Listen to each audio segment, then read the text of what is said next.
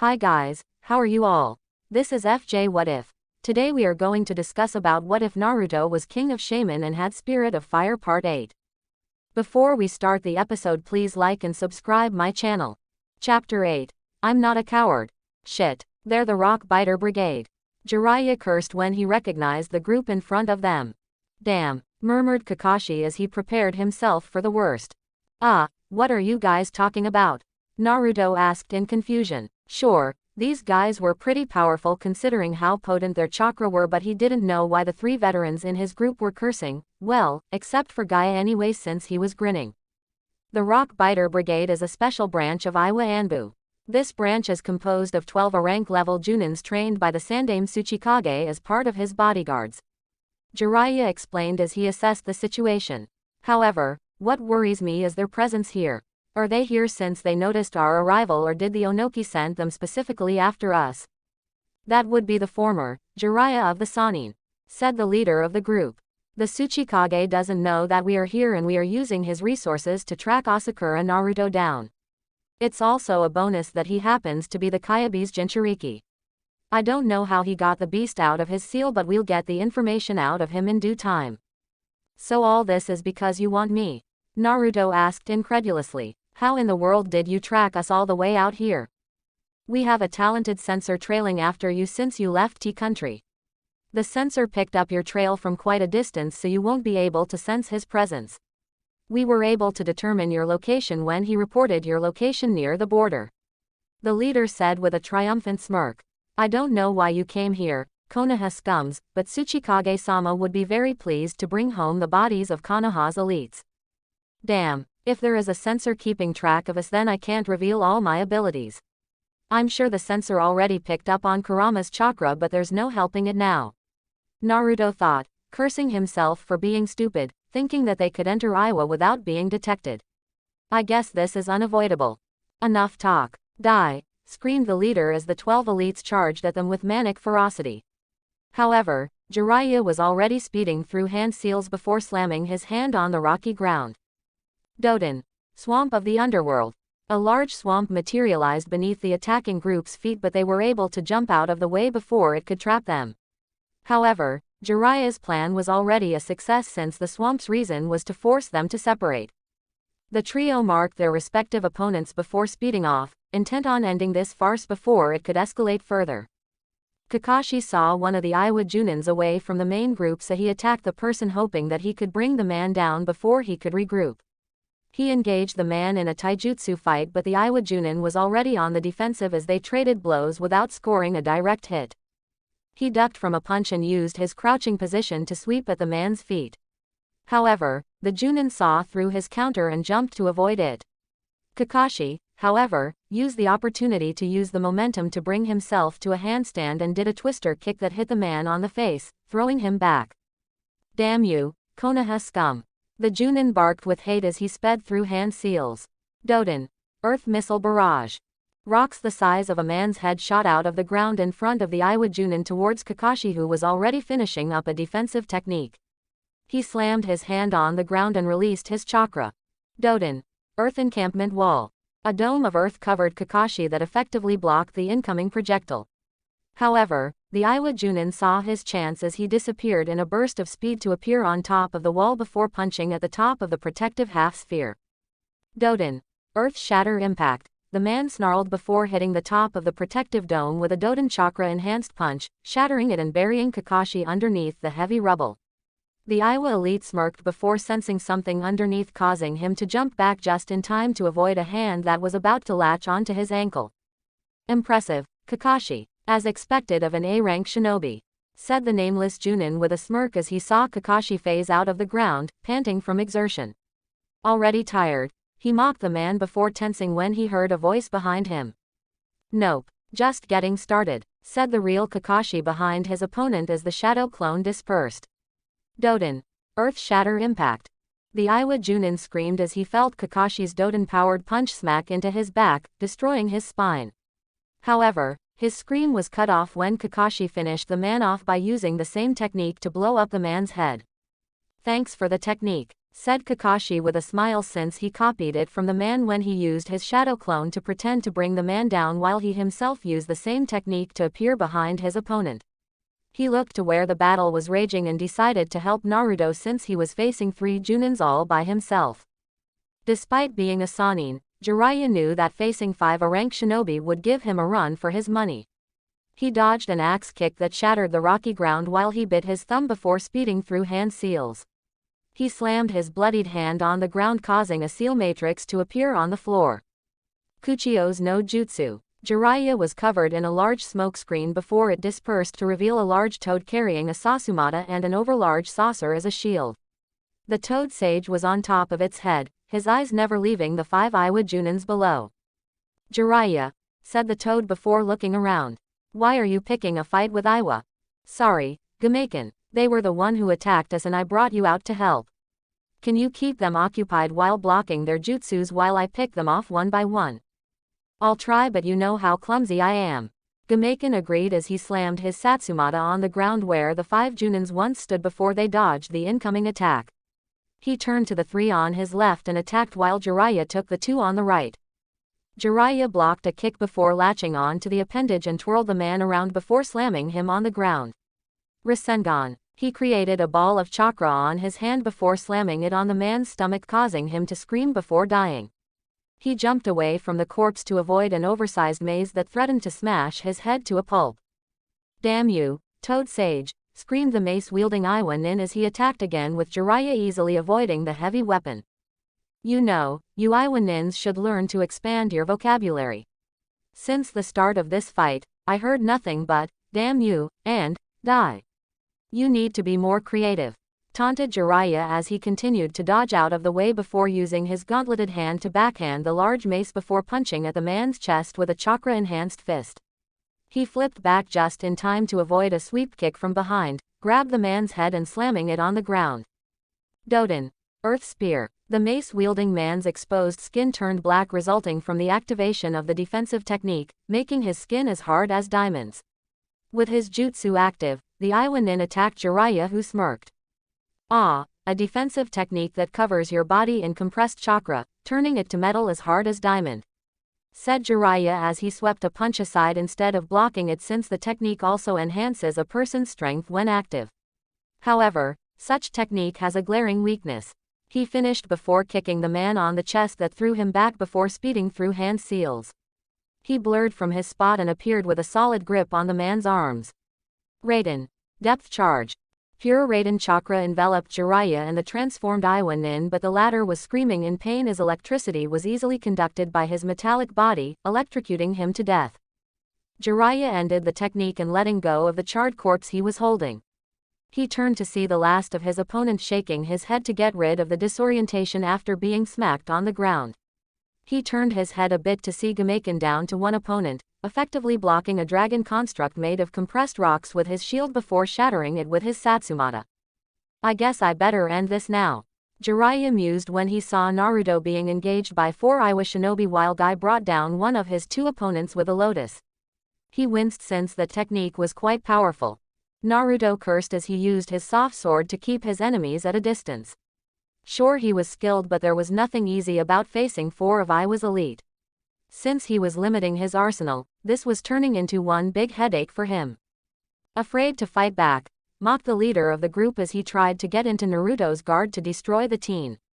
Despite being a bit clumsy with the sword, the shaman was using it effectively to keep his distance against the 4 of them. How can I fight back when you bozos don't give me the time to do so? Naruto growled as he flipped back to avoid a hand that was about to latch onto his ankles. He recognized the technique since Kakashi loved to use it on him during their many spars. He righted himself and plunged his sword to the ground while releasing a burst of Furyoku, causing the blade to release a burst of flame that incinerated the ground while creating a ring of defensive fire around him, keeping his attackers at bay. They heard a scream as the underground Junin phased out of the rocky floor with his hands charred beyond recognition. So this is the extent of the Shaman of Konoha. How sad. The leader mocked again, making Naruto twitch from behind his flame barrier. You're nothing but a fucking coward. Naruto growled. He really hated being called a coward. He survived Konoha mobs and lived to tell the tale, damn it.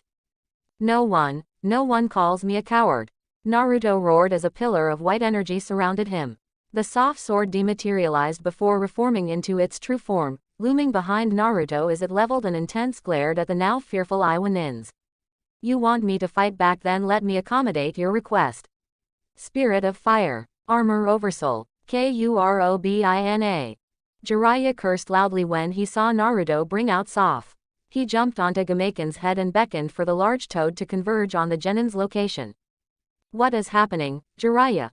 Gamaken asked nervously as it stood beside the Kyuubi without a hint of fear. Naruto was kind enough to explain to the Toad Sage about the Kyuubi being his oversoul, who in turn, relayed it to the Toads through the elders. Naruto is pissed. If he is doing what I think he's doing, then we need to make sure that the Genins are protected. What do you think he's going to do?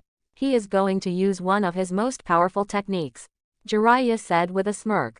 The Rock Biter Brigade won't know what hit them. This is going to be a blast. Kurama quipped as he eyed the battle hungrily. Kakashi heard Naruto shout his technique, making him curse. He immediately grabbed Guy before sprinting back to their original location in between the Kyuubi and Gamaken. What are you doing, Kakashi? We need to help, Asakura-sama. Guy protested as he tried to remove Kakashi's iron grip from his shoulder. Trust me, Guy, you don't want to be within range of Naruto with what he is about to do. Kakashi told his fellow Junin.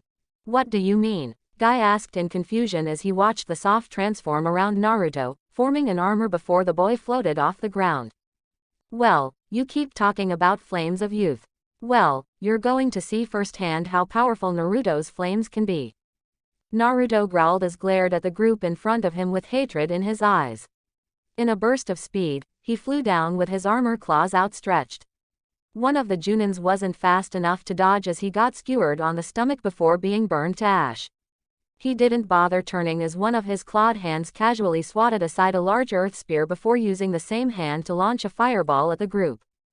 The leader flipped through hand seals before slamming his hand on the ground. Doden. Earth wall. A large wall of compressed earth intercepted the fireball, causing a large explosion that destroyed the construct easily but didn't pack enough power to damage the Junins who cowered behind it.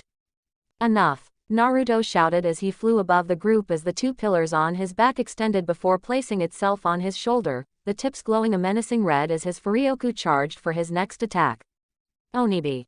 Twin beams of intense heat and spirit energy fired off from the tips of the pillars at great speed before impacting the area where the Iwanins were. The attack was so powerful that it caused a large shockwave that spread over a large area while shaking the earth. The dust and debris kicked up by the impact dispersed to reveal a large crater easily 30 feet deep and 100 meters wide. Naruto growled when he saw the leader of the Rock Biter Brigade phase out of the ground 100 meters away from the crater. From the looks of it, the leader abandoned his team to survive. He flew down within earshot of the escapee. Leaving your team to die. You're lower than scum, Naruto growled hatefully. Ha, survival of the fittest, brat. The strong lives while the weak dies. The Junin spat, though his bravado was marred by the fearful look in his eyes. Then you're not fit to live, coward. Die, said Naruto as he sped towards the Junin at top speed and sliced the man into 3 pieces using his claws. He turned around before releasing a fireball that burned the remains of the leader of the group to ashes. You're right, the weak dies and you're weak. You brought me out and didn't even let me fight, whined Kurama as the group had a small meeting after the battle. The Genins were in awe at Naruto, who displayed power that none of them could ever hope to attain. Tenten was practically raping Naruto's armored form with her eyes when he approached the group with Kurobina still active. I brought you out to protect, not to fight, Naruto snapped, still irritated for being called a coward. What got your panties in a twist? Shut it, you. Well, asked Kurama, not giving in. Fine, the leader called me a coward. Naruto spat in absolute hate. Ah, that explains it. Kurama nodded as if that explained everything. Jiraiya joined the group after he and Guy tied up the survivors while disposing the corpses. Good work, Gaki. A bit excessive but good work all the same. Jiraiya praised his godson. Thanks, Godfather, said Naruto as he undid Kurobina before looking at Kurama. I'm going to return you to the seal. With the amount of power I used for Onibi, I'm sure Iwa knows of our presence now. Kurama nodded before Naruto cancelled the Oversoul. The Kyuubi disappeared to be replaced by a staff which Naruto easily caught when it started to fall. He pulled out 2 small wooden grave markers with Naoki and Dan's name when he asked for them from Jiraiya. I'm going to start cleansing the land and ask for Naoki and Dan's spirit to travel with us. Naruto told the group. Make sure that we are ready to depart immediately when I'm done. You decide what to do with the prisoners. With that, Naruto walked away towards the area where he sensed 2 strong sources of positive emotions.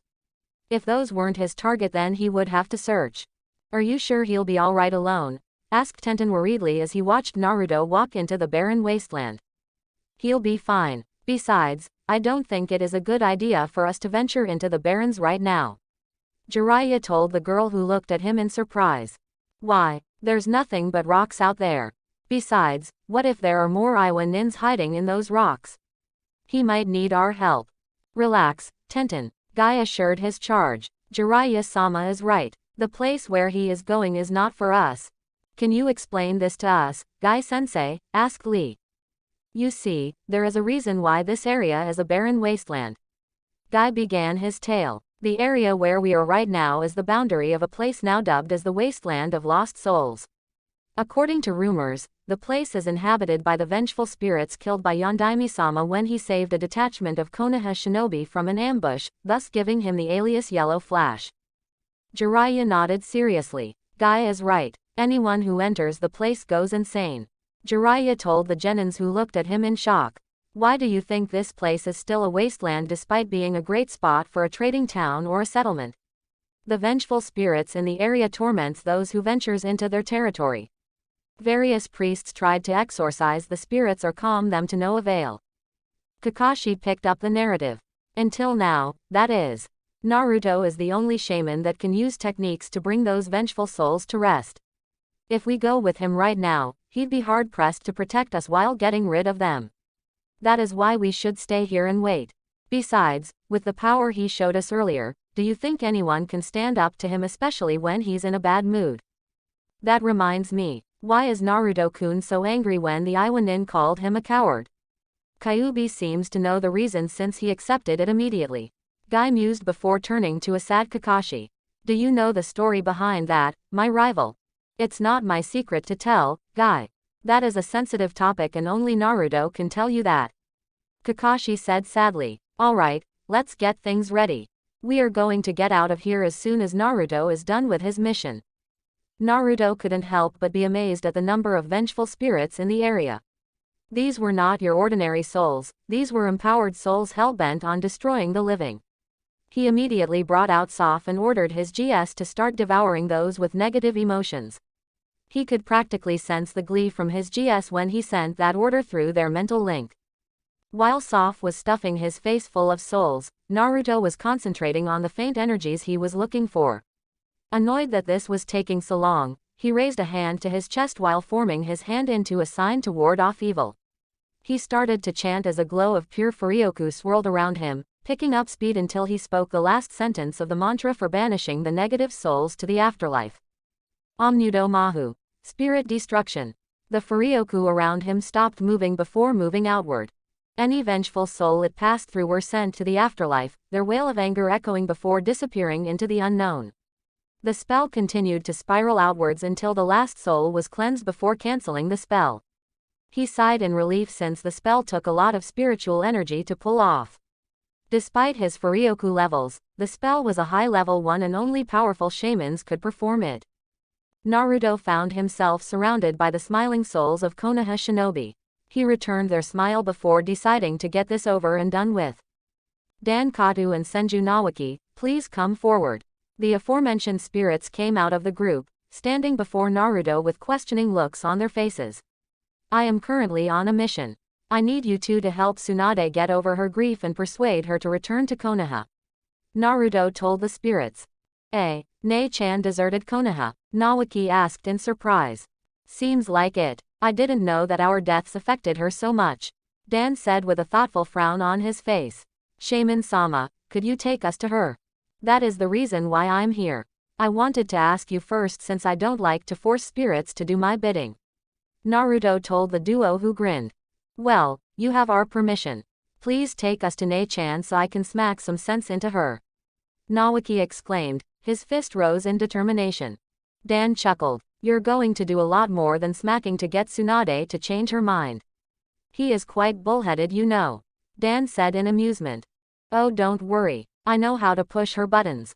Nawaki said in glee before turning to Naruto, who was looking at the two with mild amusement.